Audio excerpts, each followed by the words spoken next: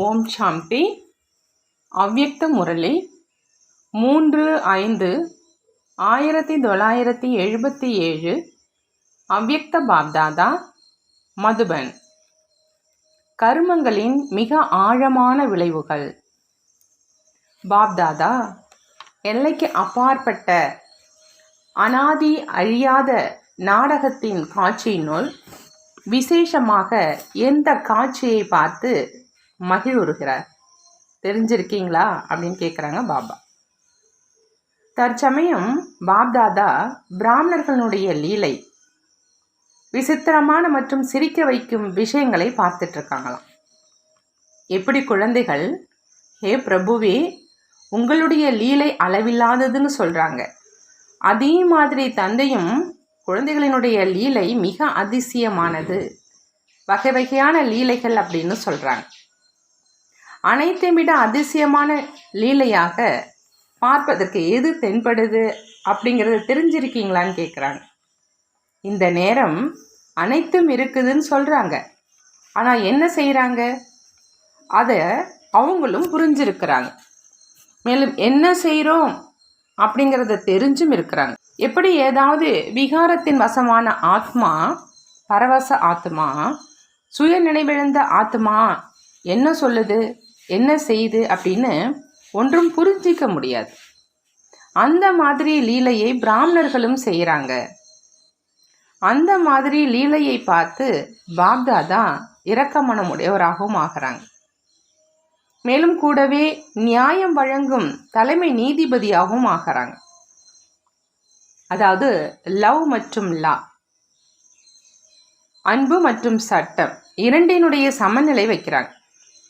ஒரு பக்கம் இரக்க மனமுடையவராகி தந்தையினுடைய உறவுனால கடுமையை தளர்த்தவும் செய்கிறார்.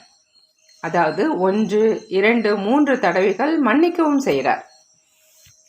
இன்னொரு பக்கம் தலைமை நீதிபதியினுடைய ரூபத்தில் நன்மை செய்பவராக இருக்கும் காரணத்தினால குழந்தைகளின் நன்மைக்காக ஈஸ்வரிய சட்டங்களையும் சொல்றாங்க. அனைத்தையும் விட சங்கமயுகத்தின் மிகப்பெரிய அனாதி சட்டமாக எது இருக்குது?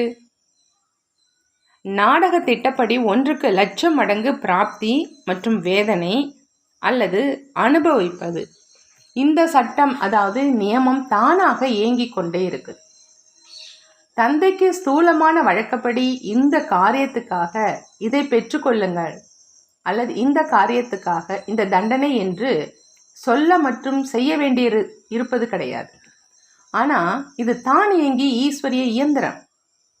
இந்த இயந்திரத்தை அநேக குழந்தைகள் தெரிஞ்சிக்க முடியறது கிடையாது. ஆகவே தான் கர்மங்களின் விளைவு மிக ஆழமானது அப்படின்னு வர்ணிக்கப்பட்டு இருக்குது. தந்தையை தெரிஞ்சுக்கிட்டாங்க, அடைஞ்சுக்கிட்டாங்க, அல்லது ஆஸ்தியும் அடைஞ்சாங்க. பிராமண பரிவாரத்துக்குள்ள தன்னை பிராமணன் அப்படின்னும் ஏற்றுக்கிட்டாங்க. பிரம்மா குமார் அல்லது பிரம்மா குமாரி அப்படிங்கிற பட்டமும் கிடைச்சிருச்சு. ஈஸ்வரிய சேவைக்காக பொறுப்பாளராக ஆகிட்டாங்க. சகஜ ராஜயோகி அப்படின்னும் சொல்கிறாங்க. பிராப்தியினுடைய அனுபவத்தையும் செய்ய ஆரம்பிக்கிறாங்க.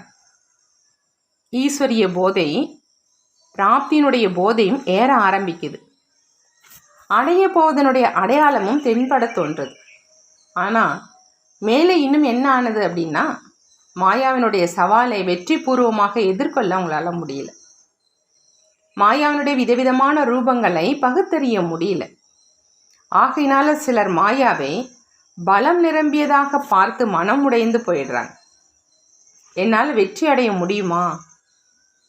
சிலர் எதிர்கொண்டிருக்கும் போதே சில நேரம் தோல்வியை, சில நேரம் வெற்றியை அனுபவம் செய்கிறாங்க. களைப்படைஞ்சிடுறாங்க. அதாவது களைப்படைந்து எங்கே இருக்கிறாரோ, எப்படி இருக்கிறாரோ அங்கேயே நின்றுடுறாங்க. முன்னேறணும் அப்படின்னு நினைச்சாலும் தைரியம் வரலை. சிலர் தன்னில் தந்தைக்கிட்ட இருந்து நேரடியாக துணையை மற்றும் உதவியை பெறுவதற்கு தைரியம் இல்லாததை பார்த்து வழியில் செல்லும் மற்ற துணைவர்களையே வழிகாட்டி ஆக்கி, அதாவது அவர் மூலமாகவே துணை மற்றும் சகயோகத்தின் பிராப்தி இருக்குது அப்படின்னு தவறாக நினைக்கிறாங்க. தந்தைக்கு பதிலாக ஏதாவது பிற ஆத்மாவை தன்னுடைய ஆதாரம் அப்படின்னு நினச்சிடுறாங்க. ஆகையினால தந்தையிடமிருந்து விலகிடுறாங்க. ஒரு சிறு குச்சியை தன்னுடைய ஆதாரம் அப்படின்னு நினைக்கிற காரணத்தினால அடிக்கடி புயல்களில் ஆடவும் விழவும் செஞ்சிட்ருக்கிறாங்க. மேலும் எப்பொழுதும் சென்றடைய வேண்டிய கரையை மிக தூரமாக அனுபவம் செய்கிறாங்க.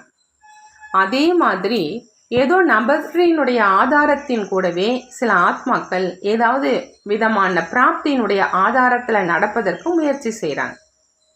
இது இருந்தா அல்லது இப்படி இருந்தால் முயற்சி செய்வேன், இது கிடைச்சா முயற்சி செய்வேன்.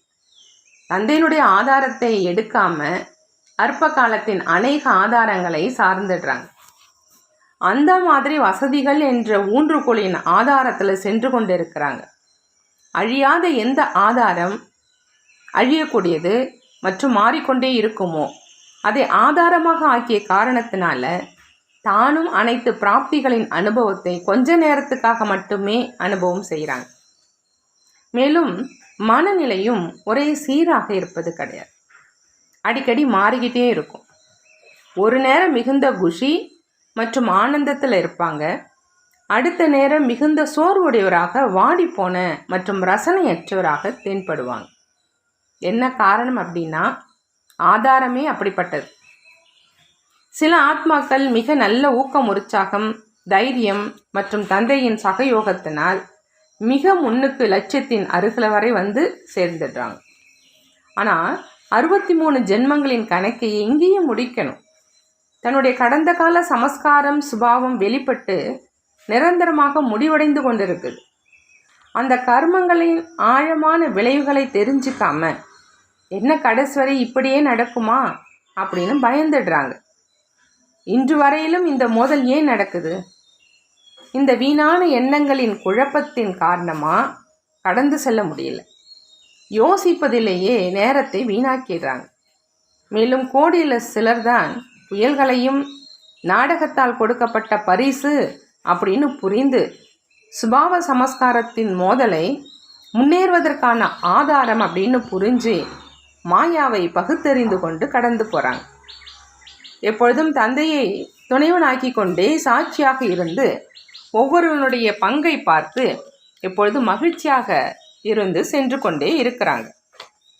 இப்பொழுது வந்து சேர்ந்துடுவோம் அப்படிங்கிற அந்த நிச்சயம் எப்பொழுதும் இருக்குது. இப்படி தந்தை இத்தனை விதவிதமான குழந்தைகளினுடைய லீலைகளை பார்க்குறாங்க. சத்தியமான தந்தையிடம் தன்னுடைய வாழ்க்கை அப்படிங்கிற அந்த படகை கொடுத்துட்டீங்க அப்படின்னா சத்தியத்தினுடைய துணை உள்ள படகு ஆடும், ஆனால் முழுகாது அப்படிங்கிறத நினைவில் வச்சுக்கணும். தந்தையிடம் பொறுப்பை கொடுத்துட்டு திரும்பி எடுத்துக்க கூடாது. நான் செல்ல முடியுமா, நான் எங்கிருந்து வந்திருக்கிறேன், எனது என்பதை அகற்றுவது அப்படின்னா தந்தையினுடையவராக ஆகிறது. எனது அப்படிங்கிறத அகற்றுறது அப்படின்னா தந்தையினுடையவராக ஆகிறது. இந்த தவறைத்தான் செய்கிறீங்க. மேலும் இதே தவறு செஞ்சு தன்னை குழப்பி வேதனை அடைகிறீங்க. நான் செய்கிறேன் அல்லது என்னால் செய்ய முடியும் அப்படின்னு இந்த தேக அபிமானத்தினுடைய நான் எனது என்பது இருக்க வேண்டாம் அப்படின்னு சொல்கிறாங்க பாபா. இந்த மொழியையே மாற்றிடுங்க. எப்பொழுது நான் தந்தையினுடையவராக ஆகிட்டேன் அப்படின்னா பொறுப்பாளர் யார்? எப்படி தந்தை நடத்தி வைப்பாரோ அப்படி நடந்துப்பேன். என்ன தந்தை சொல்கிறாங்களோ அதை தான் செய்வேன். எந்த நிலையின் ஸ்தானத்தில் தந்தை அமர வைப்பாரோ அங்கே அமருவேன் அப்படின்னு இந்த ஒன்று மட்டும்தான் என்னுடைய பொறுப்பு இருக்குது அப்படின்னு புரிஞ்சுக்கிங்க. ஸ்ரீமத்தில் என்னுடையது என்ற மனம் சொல்லும் வழியை கலக்க மாட்டேன் அப்படின்னா வேதனைப்படுவதிலிருந்து விலகி பிராப்தி சொரூபம் மற்றும் முயற்சி செய்வதனுடைய சுலபமான நிலையை பிராப்தி செய்வேன். அதாவது எப்பொழுதும் நல்ல புத்தியை பெறுவேன். மற்றவர்களை பார்த்து நீங்கள் பயப்படாதீங்க. என்ன ஆகும், எப்படி ஆகும், இப்படியும் ஆகுமா, அப்படி பயப்படாதீங்க. ஆனால் ஆழமாக போங்க. ஏன்னா தற்சமயம் கடைசி நேரத்தினுடைய அருகாமையின் காரணமாக ஒரு பக்கம் அநேக விதமான மிச்சம் இருக்கும் கணக்கு வழக்கு, சுபாவம், சமஸ்காரம் அல்லது மற்றவர்களுடைய உறவு நெருக்கம் மூலமாக வெளியாகும். அதாவது இறுதி விடை பெறும். அப்படி வெளியில் வந்து கொண்டே அநேக விதமான மனம் சம்பந்தப்பட்ட சோதனைகள் அப்படிங்கிற அந்த நோய்களை பார்த்து பயப்படாதீங்க. ஆனால் இது மிக கொடிய இறுதியினுடைய அடையாளம் அப்படின்னு புரிஞ்சுக்கிங்க. இன்னொரு பக்கம் இறுதி நேரம் அருகில் இருக்கிற காரணத்தினால கர்மங்களின் விளைவுகளின் இயந்திரமும் அதிவேகமாக இயங்குவதாக தென்படும். தர்மராஜபுரிக்கு செல்வதற்கு முன்பு இங்கேயே செய்த கர்மம் மற்றும் அதன் தண்டனையின் சாட்சாத்காரம் இருக்கும். ஒருவேளை சத்தியமான தந்தையின் உண்மையான குழந்தையாகி சத்திய ஸ்தானத்தின் நிவாசியாகி சிறிது அசத்திய காரியம் செய்தீர்கள் என்றாலும் பிரத்யட்சமாக தண்டனையின் அநேக அதிசயமான ரூபத்தில் காட்சிகள் இங்கேயே கிடைக்கும். பிராமண பரிவாரம் அல்லது பிராமணர்களின் பூமியில் கால் நிற்க முடியாது. ஒவ்வொரு கரையும் தெளிவாக தென்படும், மறைக்க முடியாது. அவரே தன்னுடைய தவறின் காரணமாக மன உளைச்சலில் நிலைத்திருக்க முடியாது. தன்னைத்தானே தண்டனைக்குரியவராக அவர்களே ஆக்கிக் கொள்வாங்க. இவை அனைத்தும் நடக்கத்தான் செய்யும். இதன் ஞானம் தெரிந்தவராக ஆகுங்க, பயப்படாதீங்க. புரிந்ததா அப்படின்னு பாபா கேட்குறாங்க. மாஸ்டர் சர்வசக்திவான் பயப்படுவது இல்லை. நல்லது. கர்மங்களின் விளைவுகளை தெரிந்திருப்பவர்களுக்கு எப்பொழுதும் ஒவ்வொரு வினாடி ஒவ்வொரு எண்ணத்திலும் தந்தையின் ஸ்ரீமத் படி நடக்கக்கூடிய, தன்னுடைய வாழ்க்கையின் பொறுப்பை தந்தைக்கு ஒப்படைக்கக்கூடிய, எப்பொழுதும் தந்தையின் ஆதாரத்தில் எதிரில் வைத்து அனைத்து தடைகளில் இருந்தும் விலகி இருக்கக்கூடிய சம்பூர்ண நிலையை எதிரில் வைக்கும் அந்த மாதிரி தைரியம், உற்சாகம், ஊக்கத்தில் எப்பொழுதும் இருக்கிறவங்களுக்கு பாப்தாதாவின் அன்பு நினைவுகள் மற்றும் நமஸ்காரம். நாமும் நம்மளுடைய பாப்தாதாவுக்கு அன்பு நினைவுகள் மற்றும் நமஸ்காரம் செய்வோம். தீதி அவர்களோடு அவ்யக்த பாப்தாதாவின் சந்திப்பு. இப்பொழுதோ தந்தை குழந்தைகளை சம்பன்ன ரூபத்தில் பார்க்க விரும்புகிறாங்க. ஆனால் சம்பன்னம் ஆகிறதுல தான் அதிசயமான விஷயங்களை பார்ப்பேன். ஏன்னா இது நடைமுறை பரீட்சை ஆயிடுச்சு. எந்த விதமான புதிய காட்சி அல்லது ஆச்சரியப்படும்படியான காட்சி எதிரில் வந்தாலும் அந்த காட்சியை பார்வையாளர் கண்ணோட்டத்தோடு பார்க்கணும். அதாவது சாட்சியான கண்ணோட்டத்தோடு பார்க்கணும், ஆடக்கூடாது. ஏதாவது அந்த மாதிரியான காட்சி எதிரில் வருது அப்படின்னா முதல்ல பார்வையாளராகி பார்க்கும் நிலை அப்படிங்கிற அந்த ஆசனத்தில் அமர்ந்து பார்ப்பது அல்லது நிர்ணயம் செய்வதனால மிகுந்த மகிழ்ச்சி வரும், பயம் வராது. இப்போ நடக்கத்தான் வேண்டும் அப்படின்னா பயப்படுவது அல்லது பயபீதி ஆவது இருக்கவே முடியாது. எப்படி அநேக தடவைகள் பார்த்த காட்சியை மீண்டும் பார்க்குற மாதிரி இந்த காரணத்தினால என்ன ஆனது, ஏன் ஆனது, அந்த மாதிரியும் ஆகுமா என்று இதுவோ புது விஷயமானது. இந்த எண்ணம் அல்லது வார்த்தைகள் இருக்காது. இன்னும் ரகசியம் அறிந்து நடப்பவரா, யோகம் நிறைந்தவரா, லைட் ஹவுஸ் ஆகி வாயு மண்டலத்தை டபுள் லைட் ஆக்குவீங்க. பயப்படுவர்களாக இருக்க மாட்டீங்க. அந்த மாதிரி அனுபவம் ஆகுதுதான் இல்லையா அப்படின்னு பாபா கேட்குறார். இதைதான் மலைக்கு சமமான சோதனையை கடுகுக்கு சமமான அனுபவம் ஆவதுன்னு சொல்றது. பலகீனமானவருக்கு மலை போன்று தோன்றும் மற்றும் மாஸ்டர் சர்வசக்திவானுக்கு கடுகாக அனுபவமாகும். இதன் மேல்தான் வரிசை கிரமியன் உருவாகும். நடைமுறை பரீட்சையில் தேர்ச்சி பெறுவதிலும் வரிசை எண் உருவாகுது. எப்போதும் பரீட்சையில் மதிப்பெண் கிடைக்கும், படிப்பும் நடந்து கொண்டே இருக்கும். ஆனால் வரிசை எண் பரீட்சையின் ஆதாரத்தில் இருக்கும். ஒருவேளை பரீட்சை இல்லை அப்படின்னா வரிசை எண்ணும் இல்லை. ஆகையினால உயர்ந்த முயற்சி செய்கிறவங்க பரீட்சையை ஒரு விளையாட்டு அப்படின்னு புரிஞ்சுப்பாங்க. விளையாட்டில் ஒரு பொழுதும் பயப்படுறது கிடையாது.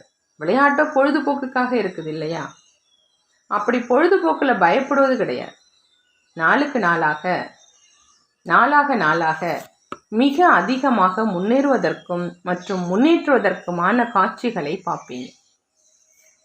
மிக சிறிய தவறு கடினமாக்கிடும். அது எந்த தவறு? ஏற்கனவே சொல்லி இருக்கிறோம் இல்லையா?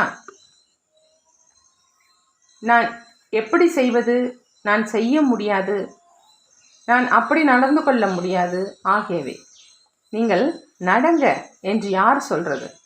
நீங்களாகவே நடங்க அப்படின்னு தந்தை சொல்லலை. துணைவனினுடைய துணையை பிடித்து கொண்டு நடங்க. துணையை விட்டுட்டு தன்மேல் ஏன் சுமையை தூக்கிக்கிட்டு செல்றீங்க?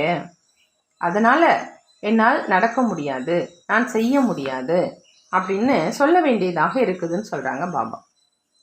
தவறு அவங்களுடையது மற்றும் தந்தையிடம் புகார் சொல்கிறாங்க. விரலை அவர்களே விட்டுடுறாங்க, சுமையை அவர்களே தூக்குறாங்க. பின்பு சுமையை தூக்க முடியாது அப்படின்னு சொல்கிறாங்க. நீங்கள் தூக்குங்க அப்படின்னு யார் சொன்னது உங்களை? சுமை தூக்குவதற்கான பழக்கம் இருக்கு இல்லையா? யாருக்கு சுமை தூக்குவதனுடைய பழக்கம் இருக்குதோ அவங்களுக்கு உட்கார்ந்து சுலபமான காரியம் செய்ய சொன்னீங்க அப்படின்னா செய்ய முடியாது.